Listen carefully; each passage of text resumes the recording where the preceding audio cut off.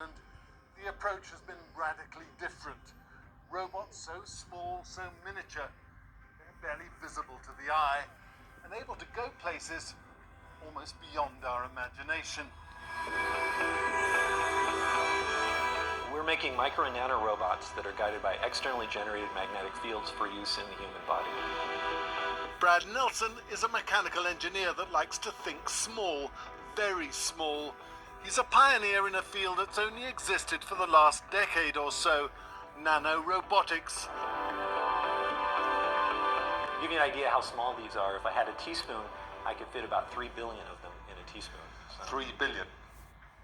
It's kind of unimaginable. It is kind of unimaginable, yeah. Well, the first challenges were how to make these things move.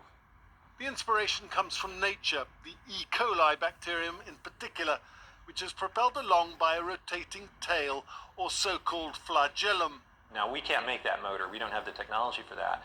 But what we brought in were some lessons we'd learned about magnetic fields and using magnetism to move these things. So we actually take these flagella and we magnetize them. And then we have a special rotating field, a special type of magnetic field we generate, which allows them to swim. Having cracked propulsion, Nelson and his team worked on refining how the nanobots moved, how they danced. A waltz orchestrated on a nanoscale.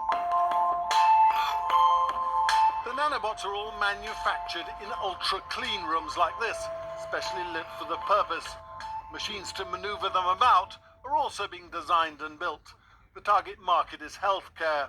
What you see on the screen here is an image through our ophthalmic microscope of an artificial eye. And in the middle of that is what we call a micro-robot. It's about 1/3 of a millimeter in diameter, about a millimeter or so long, so very, very tiny. So this particular device was made to carry drugs, and so we can move it to any location on the retina, and then as it sits there, cause it to diffuse drugs off of it to a very particular location.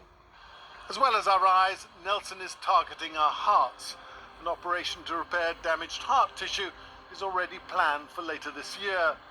From one vital organ to another, he hopes his machines could be used in the brain. So we've looked at applications, for instance, in deep brain stimulation and implanting electrodes in the brain, and we've looked at putting catheters within the vasculature of the brain.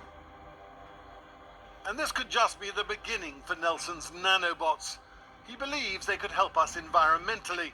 Something microscopic to tackle something massive, like an oil spill.